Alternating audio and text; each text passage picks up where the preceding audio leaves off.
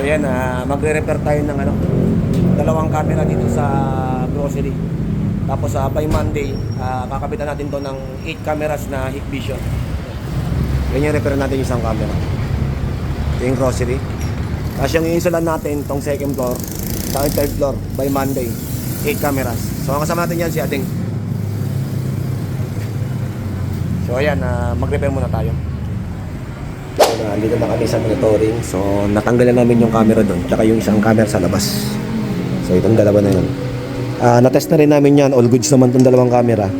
Ngayon, ang ginawa nung installer dati, sa isang 5 amperes na 4 channel lang naman yung power supply, nakatap yung 8. So sa isang slot, dalawang camera yung nakalagay. So idadiagnose namin muna ni Ding kung yung wire is goods pa para madeklara namin kung ano yung dapat idagdag lang. So magdadagdag lang tayo ng isang power supply para dun sa 4 pa na camera. So ganyan yung ginawa ng dating installer. Sa isang slot, halos dalawang camera yung kinabit niya. So mamaya ayusin namin yan. So idadiagnose lang namin ni Ding yung linya kung working pa yung linya. Kakabitan muna namin ng ng female connector, tapos mag-a-adapter kami hanggang sa mag-view yung camera. Ibig sabihin, goods pa yung linya. Nangyari kasi kaya namatay yung dalawang camera, hindi na ho kayang i-accommodate ng 4 channel na 5 amperes yung dalawang nakasaksak sa kanya. Sa isang slot, dalawang camera yung nakasaksak sa kanya eh. So 5 amperes lang to. Dapat ang minimum po ng camera natin kasi lagi is 2 amperes per camera. So ina-update ko kay mamaya pag na-diagnose namin ni Ding. So update tayo mga ka-teammates.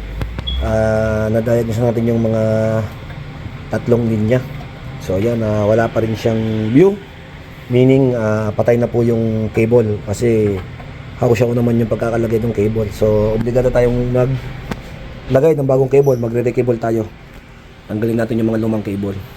So at the same time ilalabas mo natin siya dito kasi soon may kontrata kami ito nila ma'am, iwawash out yan, i-cleaning lahat yan, ipapasok na namin sa Kisame mismo. So yun lang yung update. Patay na talaga yung linya. So magpapalit tayo ng panibagong kable.